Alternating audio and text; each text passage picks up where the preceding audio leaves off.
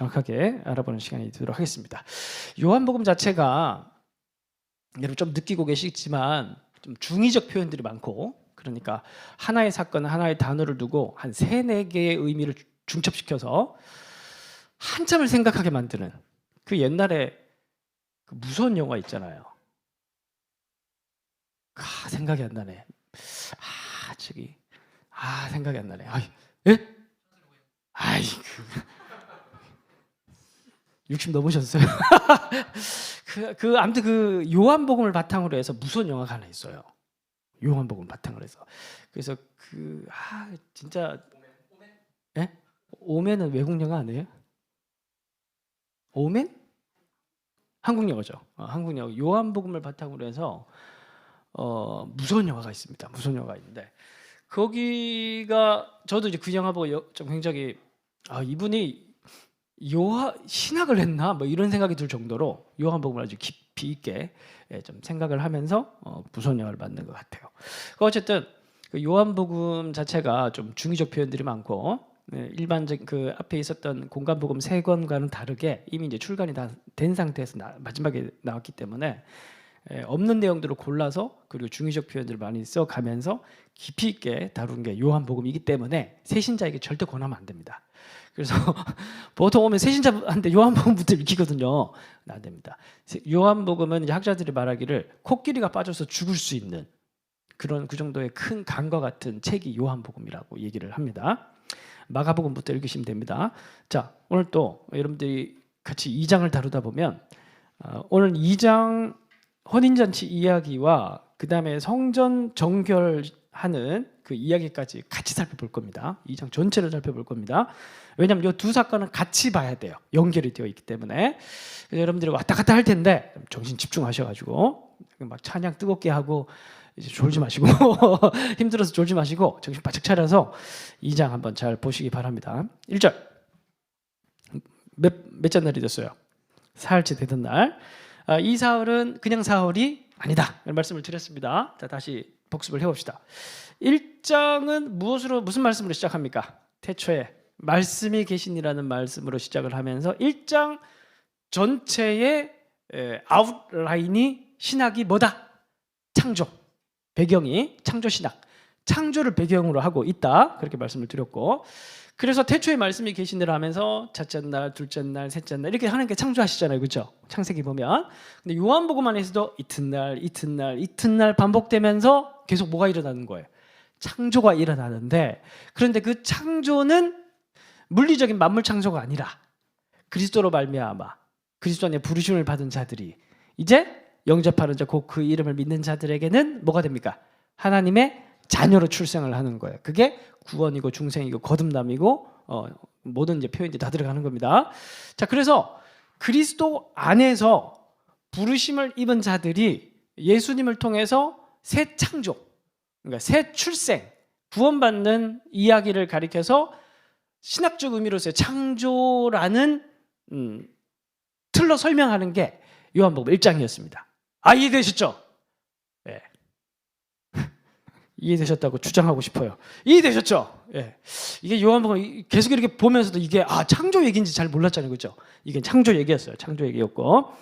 그래서 이튿날 이렇게 날이 지나가면서 계속 사람이 나오잖아요, 그죠? 세례 요한이 나오고, 그 다음에 세례 요한의 이제 제자들이 또 가고, 안드레, 베드로, 빌립, 바돌로메 차례차례 예수를 만나고, 이제 예수님을 보고 듣고 만지고 경험하고, 그러면서 새로운 사람이 되었다, 이제 그런 내용이 나오다가 그 다음에 몇째 날이 된 겁니까? 2장 1절에 사흘째 되던 날이 된 겁니다. 자, 그래서 이야기로 들어가 봅시다. 이야기 들어가 보시면 갈릴리 가나에 뭐가 벌어졌어요? 혼인잔치. 그러니까 사흘째 되던 날은 이제 예수님의 부활하신 날이기도 하고, 중의적 의미로. 그러니까 예수님의 부활이라는 것은 구원의 완성. 그러니까 그 완성은 무엇과 같은 거예요? 하나님 나라의 도래는 혼인잔치와 같은 겁니다. 즐거운 날이고, 그리고 또 창세기 그림으로 하자면은 창세기 7째 날에는 누가 자꾸 그러던데, 제가 손 좀 그만 흔들라고 ADHD냐고. ADHD 맞아요. 그래서 이 창조의 7째 날은 뭐로 끝나요?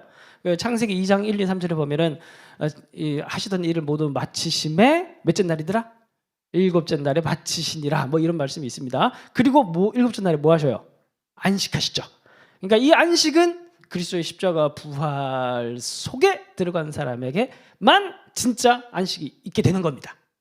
이해가 되시죠?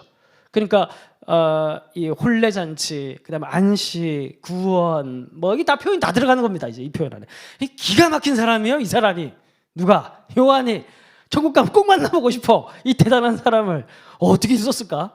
이 얘기를 다 구성해가지고 대단한 사람이에요. 그래서 성경은 재밌는 거예요. 혼인잔치가 벌어졌는데 지역이 어디입니까? 가나인데 우린 가나 하면은 이제 가나 초콜릿만 생각하는데 여기 가나는 갈릴리 가나입니다. 갈릴리 가나. 그러면 이제 성지순례를 가보면 꿈과 희망을 심어줘야 돼. 그래서 언젠가 가게 될 거예요. 우리가 이제 성지순례 가보면 저도 이제 가나에 있는 호텔에서 잤었는데 재작년에 성지순례 갔을 때 그랬던 것 같아요. 거기 이제 나사렛, 가나, 가버나움 싹 다 있습니다. 그 동네들이 걸어서 다 뭐 그냥 한두 시간 걸으면 나 걸을 만한 그런 이제 동네들이 다 가까이 있어요. 무슨 말이냐면 예수님 고향이 어디 있었습니까? 나사렛. 그리고 여기는 가나. 갈릴리 나사렛, 갈릴리 가나. 그러니까 같은 동네, 옆 동네였다는 거예요. 근데 지금 예수님뿐만이 아니라 누구도 함께 갔습니까? 예수님 어머니도 함께 가셨죠. 그럼 이 혼인잔치에 초대받은 건 아마 잔치를 주최한 사람은 친인척일 확률이 아주 높은 겁니다. 이해되시죠? 자, 그래서 2절. 예수와 그 제자들도 혼례의 청함을 이제 친인척이기 때문에 이제 받아서 같은 동네고 다 연결이 돼 있고 그래서 이제 같은 것 같습니다. 자, 그런데 이제 문제가 생겼죠. 3절 보니까 무슨 문제가 생겼습니까? 포도주가 떨어졌는데 이게 아주 큰 문제입니다. 이게 아주 이제 어마어마한 사건이 벌어진 거예요. 신부가 없어진 것과 거의 같은 동급에 그 정도로 왜냐하면 이제 어떤 사람들이 이 본문을 이제 해석을 할 때 그때 당시에 이제 포도주를 흔히 마실 수 있는 음료수다 이렇게 얘기를 하는 사람들이 있는데 절대 그렇지 않습니다. 최소 중산층 이상만 맛볼 수 있는 게 포도주였습니다. 대부분의 가난한 사람들은 이 성경을 보면 예수님이 그 겉옷을 내주라고 하면 속옷까지 내주라 이런 말씀이 있잖아요. 그때 당시 팔레스타인의 대부분의 민중들은 겉옷 하나밖에 없었습니다. 옷이 그걸 이불로 썼고 그리고 입고 나가고 하나밖에 없었어요. 겉옷을 달라고 하는 건 다 주는 겁니다. 그 이제 이것도 성지순례 가보면 우리가 1세기 당시에 복원한 사는 사람들의 집들이 있어요. 다 굴 같습니다. 다 굴 같고 사람들 진짜 다 이제 가난하고 이제 그랬습니다. 포도주를 마실 일이 없어요. 일반 평민들은. 그러니까 우리는 이제 음료수라고 하면은 뭐 환타, 콜라, 사이다, 애슐리만 가더라도 막 산에 진미가 쫙 깔려 있는데 27,900원이면 다 먹잖아요. 그런데 이 사람들은 정말 먹을 게 없었어요. 먹을 게 너무 없었던 시대였고 포도주가 그나마 먹을 수 있는 음료였는데 일반 평민들은 이 포도주를 언제 마실 수 있냐면은 혼례잔치 때.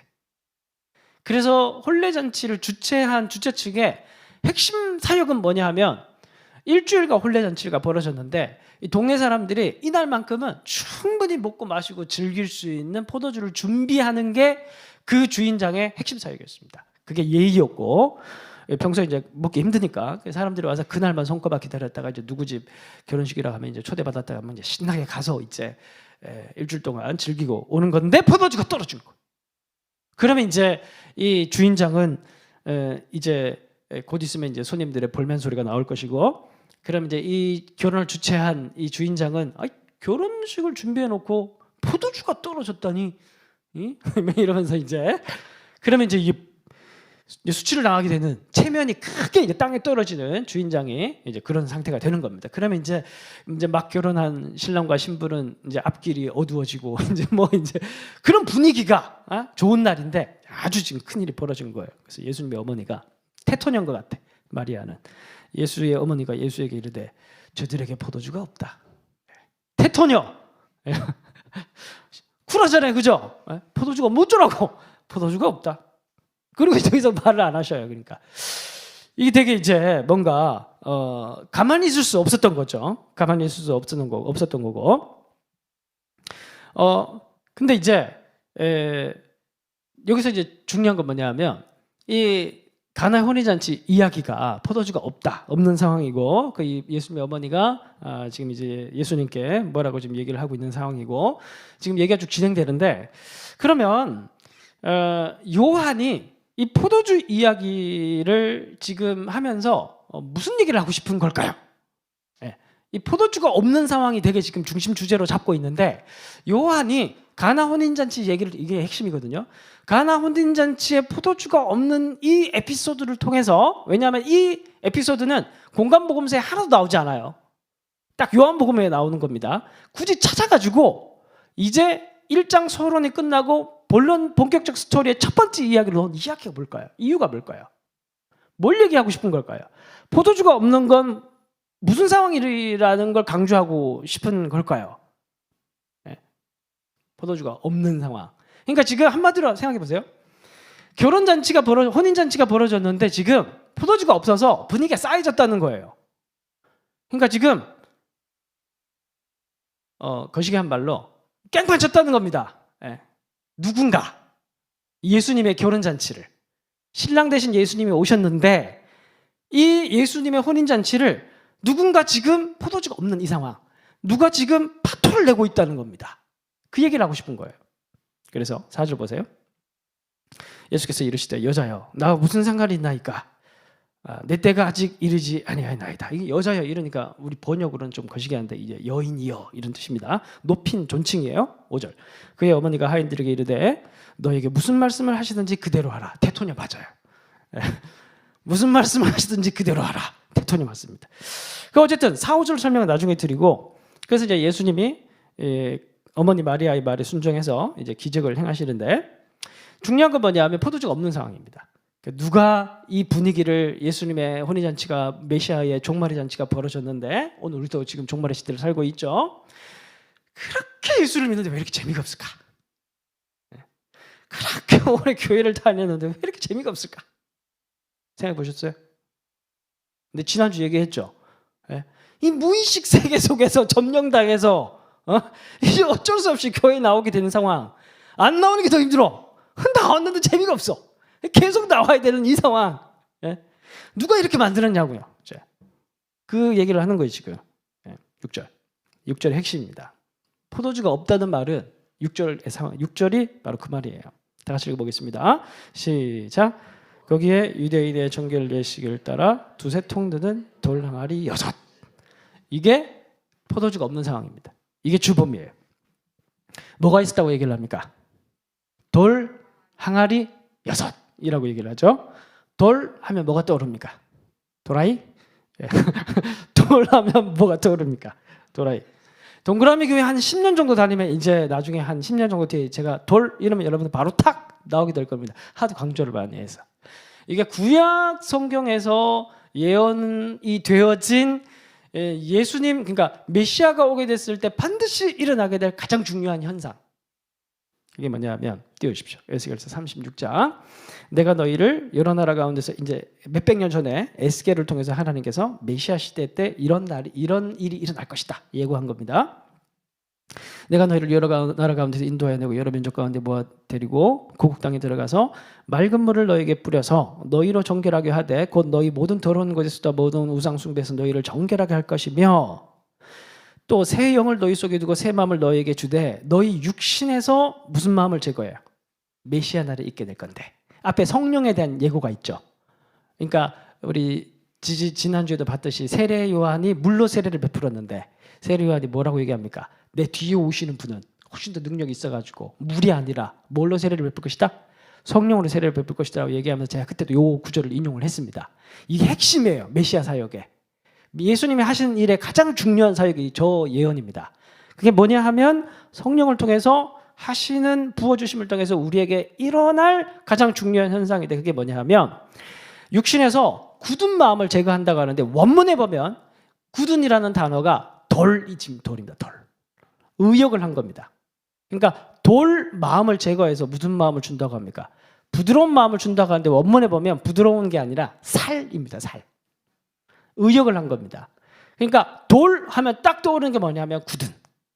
근데 그걸 성령을 통해서 그 마음을 변화시키셔서 예수님을 통해서, 그러니까 메시아를 통해서 몇백 년 전에 하나님께서 예언하셨던 게 뭐냐 하면, 그들의 마음 가운데 성령을 보내주셔서 돌 같은 마음을, 딱딱한 마음을 부서뜨리고 낮아지고 부들부들하게 만들어서 그들이 이제는 하나님을 사랑하지 않을 수 없게 된, 어떤 고난 가운데서 즐겁고 기쁨으로 예배하며 하나님께 나아갈 수 있는 그런 백성으로 하나님께서 만드시겠다라고 얘기했던 장면입니다.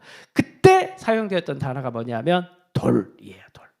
자, 다시 돌아와서, 그럼 여러분 요한복음 2장에서 돌 항아리 외에 그 다음 이야기가 뭐라고 했습니까? 정신 차리세요. 에어컨 틀어드릴까요? 자, 저 뒤에 히터 꺼주세요. 지금 23도네. 22도 넘어가면 안 됩니다. 그 앞에 가나 혼인잔치 이야기, 다음 이야기 뭐라고 했습니까? 성전 정결 사건 아시죠? 예수님이 채찍 들고 쫓아내고 했죠. 그 이야기에서도 돌이 나올까요? 나오죠. 예수님께서 채찍 들고 쫓아내는 그 장소가 무슨 장소입니까? 성전인데, 성전은 늘 돌로 묘사가 됩니다. 그래서 공간복음서 보면 예수님께서 성전 파괴 예언을 하면서 뭐라고 얘기를 합니까? 돌 위에 돌 하나도 남기지 않고 싹 다 무너뜨려질 것이다 라고 얘기를 했던 게 돌 성전에 대한 예고입니다. 근데 그 돌 성전에서 자꾸 돌 하니까 돌 성전 안에서 무엇이 벌어지고 있었습니까? 이제 종교 그 성전 제사 준비들이 막 이루어지고 있었죠. 앞에 돌 항아리 안에 뭐가 있습니까? 물로 유대인의 정결 예식을 위한 준비가 있었어요. 이해가 되죠? 무슨 말인지. 예? 그러니까 앞에 다시 6절로 돌아가 보면 돌 항아리 안에 담겨진 물로 뭘 하냐면은 이제 유대인의 정결 예식을 하는 건데, 이게 이제 정결 예식이 당시에 구전 전통이었습니다. 여러분 제가 뭐 또 자주 설명을 드리지만, 그 당시에 레위기 율법을 잘 지키기 위해서 장로들이 구전 전통을 만들어서 613가지 이렇게 만들어 가지고, 뭐 예를 들면은 식사하기 전에 반드시 손을 씻어야 되고, 그리고 뭐 부정한 것 만지거나 아니면은 시체를 만지거나 이러면은 그 사람도 뭐 7번씩 목욕을 해야 되고, 그런 것과 관련돼서 쓰는 물입니다. 요 물이. 근데 요게 돌 항아리에 담겨져 있는 겁니다. 근데 요거 굳이 요 항아리에다가 예수님께서 물을 채워서 포도주로 바꾸는 거예요. 지금 뭔가 지금 감이 살살살 오려고 하죠, 그죠? 자, 그런데 자 보세요. 핵심이다, 핵심. 자, 핵심. 자, 그래서 가나 혼인잔치에 문제가 뭐라고요? 포도주가 떨어져서 분위기가 파토났어요. 예수님이 신랑으로 오셔서, 오늘도 지금도 우리의 주인이 되시고 오늘도 우리의 신랑이 되신 예수님께서, 그리고 우리가 예수님과 믿고 지금 우리 벌써 신부가 됐는데, 그래서 예수님과 함께 살아가고 지금도 벌써 이제 거시기 하고 있는데, 근데 왜 기쁨이 없냐? 에? 왜 혼인잔치는 벌어졌는데 왜 포도주가 왜 떨어졌냐? 뭐가 문제냐? 에? 그러니까 돌이, 그러니까 유대 정결 예식을 아무리 하고 그리고 돌 성전 안에 들어가서 여러 가지 많은 제사를 아무리 드린다고 해서 돌이 살이 되는 건 아니라는 거예요. 그러니까 우리가 그때 당시에 예수님 시대도 마찬가지고 오늘 우리 시대도 마찬가지고 계속 착각하는 게 뭐냐 하면은, 계속 무언가 정결 예식이라든지 아니면 성전 안에 들어가서 뭔가를 열심히 하면 그 열심히 하는 행동을 통해서 우리가 돌이 살이 될 수 있다고 생각을 하는데, 그건 예나 지금이나 아주 큰 착각이라는 겁니다. 오히려 그게 혼인잔치를 망치는 주범이라는 거예요.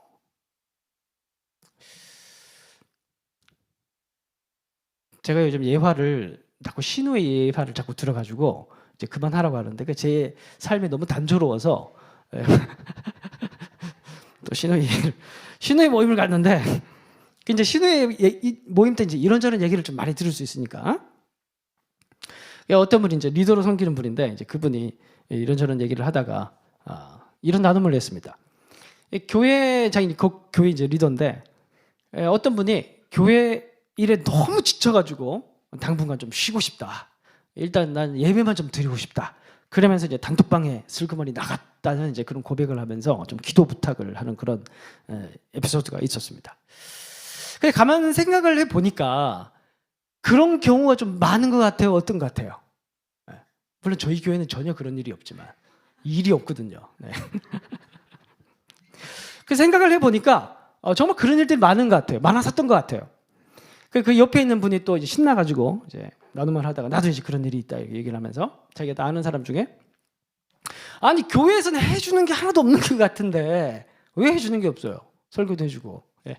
교회에서 해주는 게 하나도 없는 것 같은데 뭔 놈의 헌신은 맨날 헌신하라고 그렇게 얘기를 하는지 모르겠다. 뭐 이제 그런 얘기를 또 나눔을 하고 막 그러다가 이제 얘기가 이제 교회 비판하는 얘기로 끝나는 이제 그런 분위기였습니다.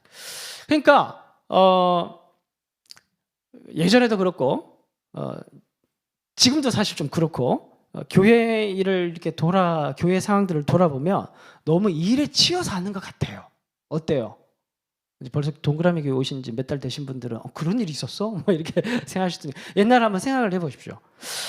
이게 나쁘다는 게 아니라 물론 이제 양육도 해야 되고 훈련도 해야 되고 세미나도 해야 되고 프로그램도 해야 되고 선교도 해야 되고 전도도 해야 되고 막 사실 뭐 여러 가지 다 해야 돼요.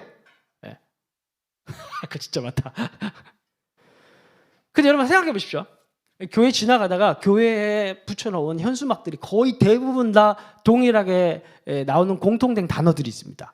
뭔지 아십니까? 축제. 아이들은 달란트 축제, 청소년들은 비전 축제, 어른들은 가을에는 전도 축제, 봄에는 온 가족 축제. 아무튼 막 축제 없는 날이 없어. 근데 그 축제하다가 다 떠나가. 목사님 너무 힘들어요. 지쳤어요. 땡볕. 막 이제 지쳐가자 떠나가고. 예? 막 겉은 다 축제인데 들어가 보면 장례식장이야. 다 썩어 문드러져 있고. 예? 그래서 연말만 되면 이제 목회 데이터 센터라는 곳에서 지용근 대표님이 이제 한국교회 전체 내용들을 다 정리를 하면서 설문조사도 하고 그 해 트렌드를 정리하고 내년에 어떤 목회로 가야 되는지를 정리해 주는 분이 계십니다. 유명하신 분인데 지용근 대표님이라고. 설문조사를 했는데 교회 열심히 신앙생활 하시는 분들 10명 중에 4명이 외롭대요. 이 딜레마죠. 그냥 신앙생활 하는 게 열심히 신앙하시는 분들 10명 중에 4명이 외롭다고 합니다. 맨날 축제가 벌어지는데. 왠 줄 아십니까? 마음이 돌인 상태에서 열심히 하기 때문에 그렇습니다. 마음은 돌인데 이걸 어떻게 해서 살로 좀 만들어 볼 거라고. 사실은 그렇지 않나요? 사실 뭐 한국교회 성도님들만큼 이렇게 참 착하신 분들이 없잖아요. 제가 봐도 그렇거든요. 저 빼고 다 착한 것 같아요. 한국교회 성도님들만큼 이렇게 열심히 하시고 정말 진실하게 신앙생활을 하려고 노력하시는 민족이 없는 것 같아요. 근데 보면 교회 문제기도 하고 목회자의 문제기도 하고 우리 모두의 숙제이기도 한데 근본적인 방향이 좀 잘못되지는 않았나 이런 고민들이 늘 듭니다. 요즘은 이렇게 많이 열심히 하는데 왜 우리 안에 즐거움이 없을까? 예수를 믿는 막 열심히만 하면은 뭔가 돌이 살이 될 수 있을 거라고 열심히 하고 있는 것 같은데 어느 순간 번아웃돼서 교회 욕하고 사라지고. 근데 이제 그런 일이 2000년 전에도 그랬다고 하는 거예요. 지금도 마찬가지고 2000년 전에도 이 사람들이 식사하기 전에 열심히 손 씻고, 이건 위생이 아닙니다. 정결 예식이에요. 그들의 구전입니다.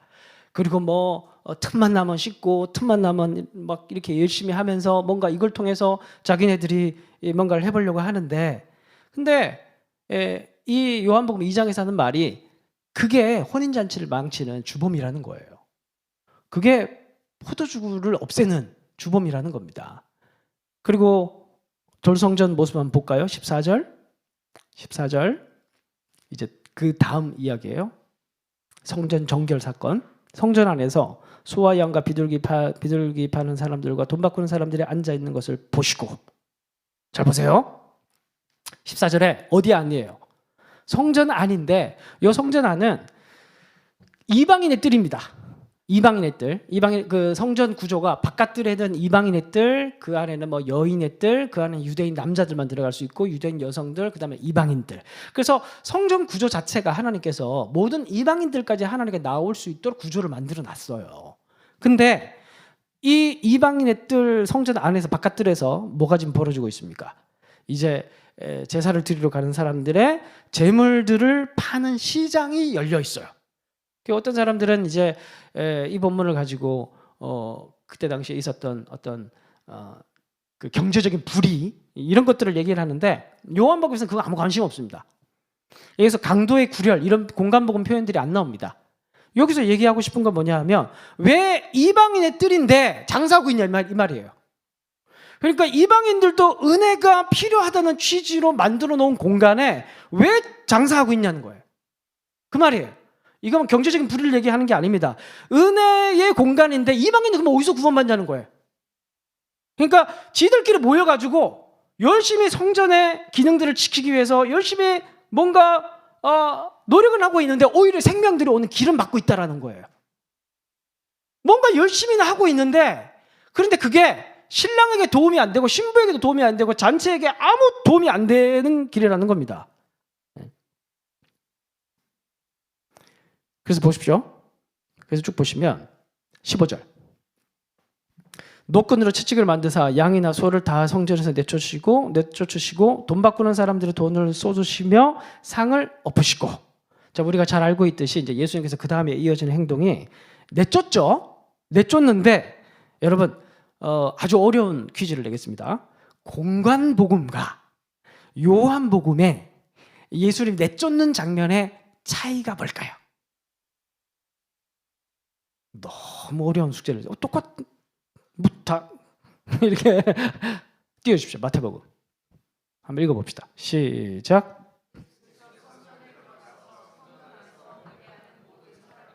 스탑! 앞에 요한복음과 뭐가 달라요? 그죠? 공간복음에서는 뭘 내쫓았어요? 사람들을 내쫓았죠. 요한복음에서는 뭘 내쫓아요? 짐승들을 내쫓죠. 그러니까 결국 이 요한이 성전 정결 사건을 통해서 얘기하고 싶은 건 뭐냐 하면 그러니까 단순히 뭐 성전이 가지고 있는 경제적 불이나 뭐 이런 걸 얘기하고 그런 걸 아무리 얘기를 해도 사실 근본적인 바뀌는 게 아니니까 요한복음에 얘기하고 싶은 거는 정말 우리 인생 가운데 우리가 신앙생활 가운데 어떻게 하면 포도주가 회복이 될 수 있냐, 어떻게 하면 우리가 사라진 신앙생활의 즐거움을 회복할 수가 있냐, 어떻게 하면 천국 잔치가 벌어진 이 메시아의 종말의 잔치에 들어온 사람들로서 어떻게 하면 우리가 정말 하나님께서 원하시는 그런 참된 기쁨과 즐거움을 누리며 살아갈 수가 있는가, 본질적인 얘기를 하고 싶은 거예요. 그게 뭐냐 하면 우리 앞에 1장에서 세례 요한이 예수님을 보고 뭐라고 얘기를 했습니까? 보라, 세상 죄를 지고 가는 하나님의 어린 양이로다, 이렇게 얘기를 했죠. 결국 양들을 내쫓아야 되는 거예요. 진짜 재물은 누구라는 겁니까? 예수님이라는 거예요. 그래서 결국에는 이 돌성전이 회복할 수 있는 유일한 길은 딱딱한 돌과 같은 마음, 이것들은 짐승 제사로 바꿔지는 것이 아니라 살 같은 마음으로 회복될 수 있는 유일한 길은 바로 짐승의 피가 아니라 예수님의 피로만 가능하다. 이제 그렇게 지금 얘기를 하고 있는 것이고 13절. 그래서 13절 와보면 이 날은 무슨 날과 관련이 있다고 얘기를 합니까? 유월절이 가까웠다고 얘기를 하죠. 유월절은 무슨 날입니까? 어린 양의 피를 문설주에 발라서 죽음에서 구원받은 날이죠. 그래서 결국에는 이 성전 얘기를 통해서 강조하고 싶은 것은 가장 중요한 것은 무엇이냐면은 우리 인생 가운데 그리고 이때 당시에 이스라엘 백성들도 마찬가지고 진심으로 그들의 인생 가운데 중심이 회복이 되기 위해서는 바로 짐승의 피가 아니라 예수의 피를 발라야 그 죽은 마음들이 살아난다는 거예요. 이 돌 같은 마음이 딱딱한 마음들이 살 같은 마음으로 바꿔질 수 있는 유일한 길은 뭐냐 하면 바로 어린 양 예수님의 피를 바르는 수밖에 없다. 지금 이 얘기를 하고 있는 겁니다. 다시 가나 혼인잔치로 돌아보겠습니다. 7절. 예수께서 그들에게 이르시되 항아리에 물을 채우라 하신즉 아기까지 채우니. 자, 그리고 이제 예수님께서 항아리에 갑자기 물을 채우시죠. 왜 물일까요? 이 물이 1장에서 어디에 나왔습니까? 세례 요한이 물로 세례를 줄 때 나왔죠. 자, 그리고 이 물을 다시 예수님께서 담으라고 합니다. 그리고 결국 이 물이란 것은 뭐냐 하면 불완전한, 여러분 잘 보세요. 돌 항아리가 몇 개입니까? 6개죠. 영은 사실 상관이 없어요. 영. 그러니까 아예 기대가 없는 사람은 열심히 하지 않습니다. 그러면 오히려 그 사람은 정말 극적인 순간에 예수를 만났을 때 훨씬 더 진실함에 진리에 더 다가갈 수 있어요. 그런데 애매하게 걸쳐 있는 사람은 어쩌면 영원히 빙빙 돌다가 진리에 도달하지 못할 가능성이 굉장히 높습니다. 6이라는 숫자가 무슨 숫자냐면 사람의 숫자죠. 그러니까 6에서 하나가 더 해야 7이 되어서 완전하게 되어서 7째 날이 되어서 안식에 들어가고 그리고 혼례 잔치에 들어가서 누릴 수가 있는데 대부분의 사람들이 종교인들은 딱 6 정도. 그러면 여러분들 6이면은 딱 하나만 더 하면은 이제 7이 되잖아요. 그럼 어떻게 하는 겁니까? 열심히 하는 거예요. 그게 종교인이라는 겁니다. 마치 무엇과 같은 겁니까? 소금물과 같은 거예요. 물인 줄 알고 이 물을 마시면은 계속 뭔가 갈증이 해소될 것 같아서 계속 마시지만 그 물은 무슨 물과 같냐 하면 소금물과 같은 거예요. 근데 그 일은 무엇으로만 채워줄 수 있냐면 오직 예수로만 채워줄 수 있다. 이 얘기를 하는 겁니다. 그래서 돌 항아리 몇이라고 얘기하는 겁니까? 6이라고 얘기를 하는 거예요. 오늘 되게 너무 깊은 얘기를 하죠. 그렇죠? 정신 차리세요. 자, 정신 차리시고. 그래서 다시 끝났네 벌써. 그래서 8절 보시면 이제는 떠서 어디에 갖다 주라? 연회장에 갖다 주라. 집에 갖다 주었더니 연회장은 물로 된 포도주를 맛보고도 어디서 난지 알지 못하되 물돈 하인들은 알더라. 연회장의 신랑을 불러 말하되 10절 다 가시겠습니다. 시작. 말하되 사람마다 먼저 좋은 포도주를 내고 취한 후에 낮은 것을 내거들 그대는 지금까지 좋은 포도주를 얻더라. 아멘. 그래서 결국 이 혼례잔치에서 나오는 포도주가 없는 상황. 그럼 결국 이 좋은 포도주는 뭐라는 얘기인 겁니까? 바로 예수님이라는 거예요. 너무 본질적인 얘기는 설명하기 참 힘들어. 그죠? 너무 얘기를 해보면 다 답이니까. 알고 있으니까. 원래 교회 무슨 퀴즈든지 정답은 뭐예요? 하나님, 예수님 아니면 성령님 셋 중에 하나거든요. 그죠? 결국 답은 뭐다? 예수님. 여러분 정말 예수님 필요하시죠? 네, 너무 열심히 하지 마세요. 네, 저희 교회는 앞으로도 그렇고 영원히 일 없는 교회로 최선을 다할 것입니다. 그러나 일은 좀 필요해요. 가끔. 네, 일은 근데 돌아가야 되잖아. 그렇죠? 그래서 가끔 이제 일 요청을 드릴 건데 늘 2년 3년은 넘기지 않도록. 그래서 2년 3년 하면 꼭 1, 2년 쉬도록 하고 그리고 우리가 할 거예요. 저는 쉬면 안 되고 종사자니까 저만 열심히 할게요. 정말 얼마나 중요한 건 뭐냐면 동그라미 교회 오셔서 여러분들 정말 우리가 혼례잔치를 누렸으면 좋겠는데 늘 중요한 건 뭐냐면 언제나 핵심은 뭐다? 예수 그리스도, 예수의 피.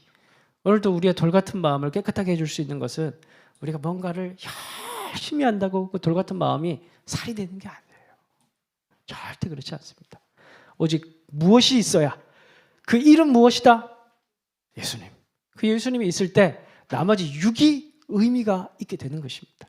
절대 잊지 마시고 오늘도 예수의 피를 온몸에 바르고 돌아가시는 여러분 되시길 바랍니다.